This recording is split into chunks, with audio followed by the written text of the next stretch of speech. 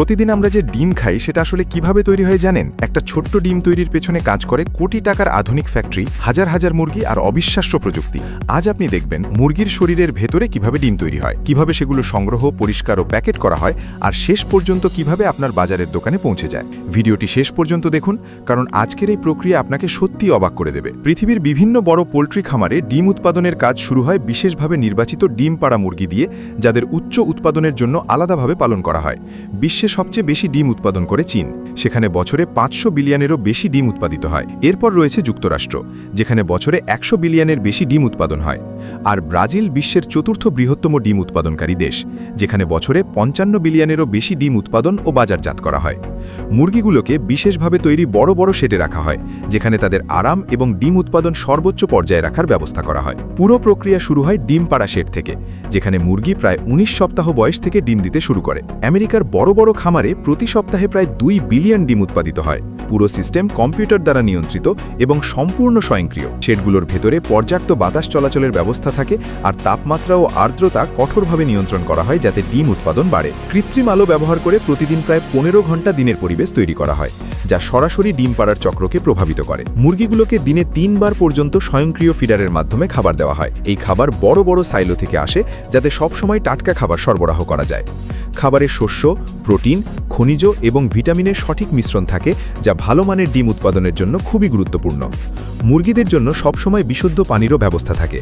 এসব কিছু খুব সতর্কভাবে নিয়ন্ত্রণ করা হয়, যাতে উৎপাদন সর্বোচ্চ পর্যায়ে থাকে। একটি মুরগি দিনে সর্বোচ্চ একটি ডিম দিতে পারে। একটি ডিম পাড়ার পর পরবর্তী ডিম তৈরি হতে প্রায় 26 ঘন্টা সময় লাগে। গড়ে একটি মুরগি বছরে প্রায় 300টি ডিম দেয়। ডিম তৈরির পুরো প্রক্রিয়াটি সত্যিই এক অসাধারণ জৈবিক বিস্ময়। যখন মুরগি সক্রিয়ভাবে ডিম উৎপাদন করে, তখন তার খাওয়া খাবারের পুষ্টি উপাদানগুলি রূপান্তরিত হয়ে ডিমের কুসুম তৈরিতে ব্যবহৃত হয়। এই পুষ্টিগুলি রক্তের মাধ্যমে ডিম্বাশয়ে পৌঁছায়, যেখানে ফলিকেল নামে ছোট ছোট গঠন তৈরি হয়। এগুলি ধীরে ধীরে কুসুমে ভরে বড় হতে থাকে। সবচেয়ে বড় এবং পরিপক্ক ফলিকেল পরের দিনের ডিমের কুসুম ছেড়ে দেয়। এরপর পরবর্তী ফলিকেল একইভাবে বড় হতে থাকে। এভাবেই ধারাবাহিকভাবে ডিম তৈরি হয়।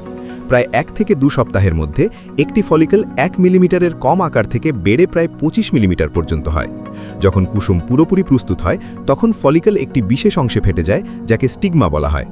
এখান থেকে কুসুম ওভিডাক্ট বা ডিম্বনালীতে প্রবেশ করে। এরপর শুরু হয় প্রায় 24 ঘন্টার এক দীর্ঘ যাত্রা। প্রথমে কুসুম ইনফান্ডিবুলাম নামের অংশে যায়, যেখানে এটি প্রায় 15 মিনিট থাকে।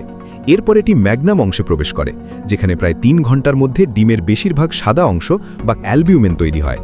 তারপর এটি ইসথামাস অংশে যায়, যেখানে খোসার ঝিল্লি তৈরি হয়। এরপর ডিম জরায়ু বা ইউটেরাসে প্রবেশ করে, যেখানে এটি প্রায় 20 ঘন্টা অবস্থান করে। এই সময় ক্যালসিয়াম কার্বনেট জমা হয়ে শক্ত খোসা তৈরি হয়। পুরো প্রক্রিয়া শেষ হলে ডিমটি মুরগির ক্লোয়াকা দিয়ে বাইরে বের হয়ে আসে। এরপর ডিমের নতুন যাত্রা শুরু হয়। যেসব ডিম বাচ্চা উৎপাদনের জন্য ব্যবহার করা হয়, সেগুলি ইনকিউবেটরে পাঠানো হয়, আর খাবার জন্য ব্যবহৃত ডিমগুলো চলে যায় প্রসেসিং ও প্যাকেজিং বিভাগে। সব কাজই প্রায় সম্পূর্ণ স্বয়ংক্রিয়।